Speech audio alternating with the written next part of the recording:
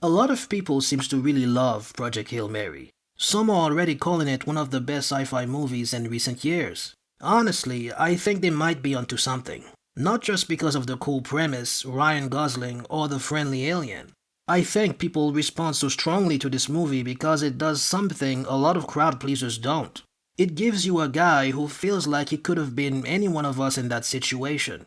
In my first video, I talked about where I think the movie messed up. This time, I want to focus on the other side of it. Why so many people connect to it this strongly in the first place.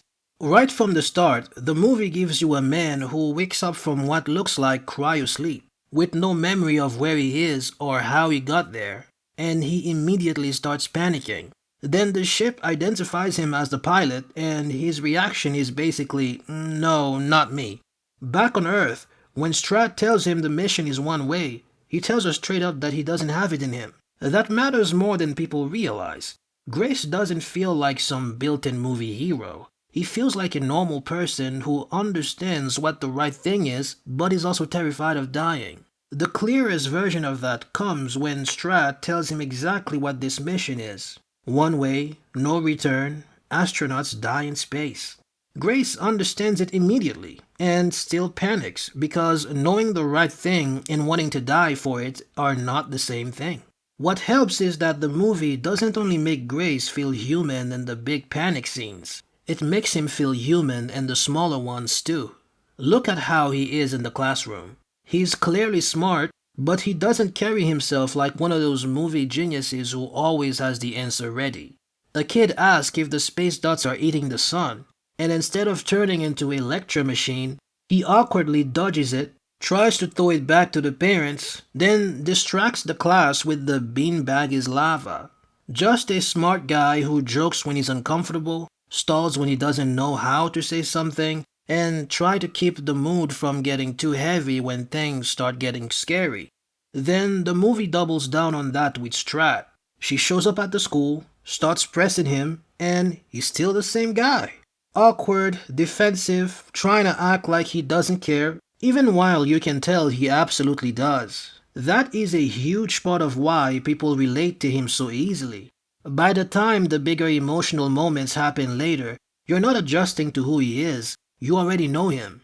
Grace also does a lot of the heavy lifting here just by being very watchable. This is the kind of movie that could have gotten dense really fast. There's a lot of science, a lot of explaining, and a lot of scenes where the movie basically needs someone to make all of that go down easy. Somehow, those scenes still remain interesting. A big reason for that is Grace. He has this awkward, rambling, slightly chaotic way of talking that makes the information feel less like a lecture and more like something happening in the moment. One of the smartest things the movie does is that it usually doesn't just explain the science to you. It builds a scene around it. Look at the fake Venus experiment. Grace and Carl are not just calmly walking us through astrophage. They build a box, they test the light, the samples get loose. They now have to go in after them in total darkness, and then suddenly there's a fourth one, a baby. So the scene is still delivering information, but it's also giving you movement, surprise, and payoff at the same time. Same thing with Strat. When she explains the mission, it's not some huge majestic speech. Grace keeps interrupting, asking blunt questions, trying to process how insane all of that is, and she just answers him directly. Can we build a ship? Yes. Can it come back? No. Do the astronauts die in space? Yes. I also think what captivates the audience even more is even simpler than that.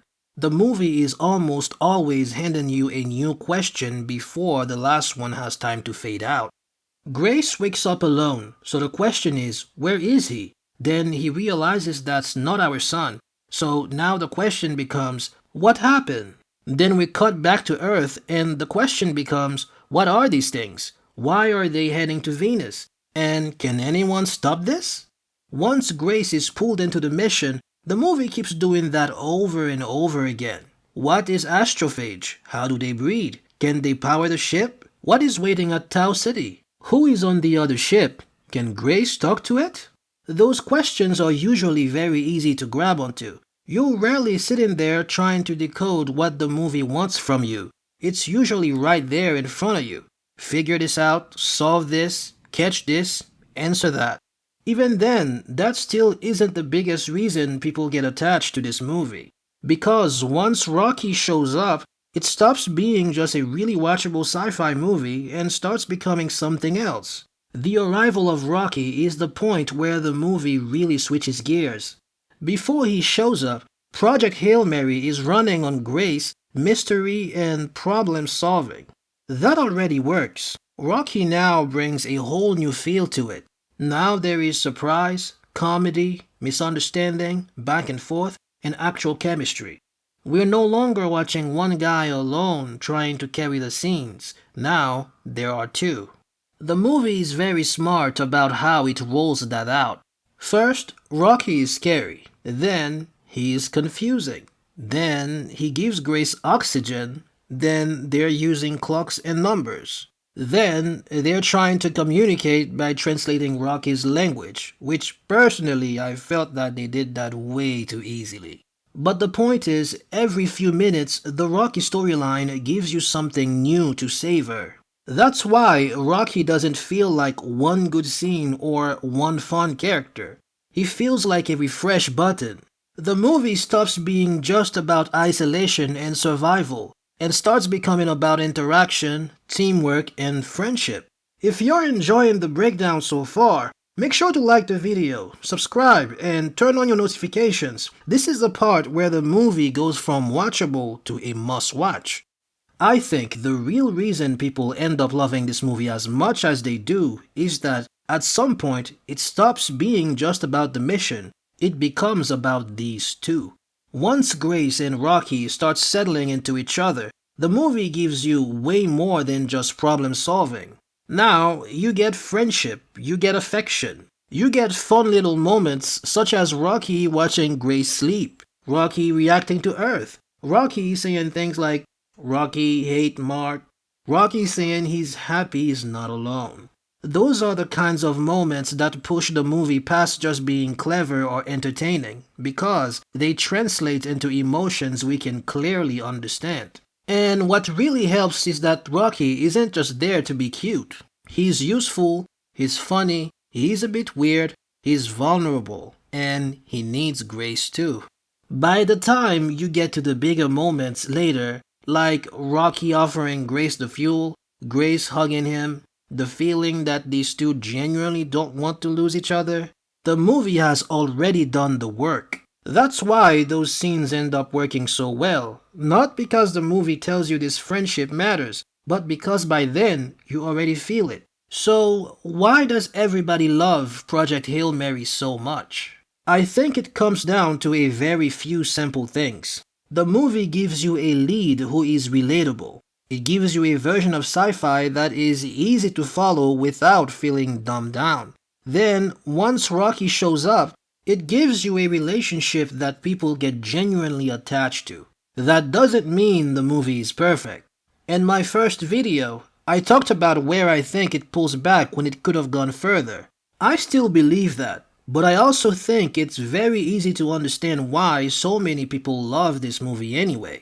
For a lot of people, Project Hail Mary is doing three things really well at the same time. It gives them someone they believe, a story that keeps moving, and a friendship they actually care about. That combination is powerful. It's why the movie is so watchable. It's why, by the end, a lot of people don't just think it was good, they feel attached to it. If you enjoyed this video, make sure to like, subscribe, and turn on your notifications so you can always get my videos when they come out. If you haven't seen my first Project Hail Mary video yet, go and check it out now, and I'll see you there.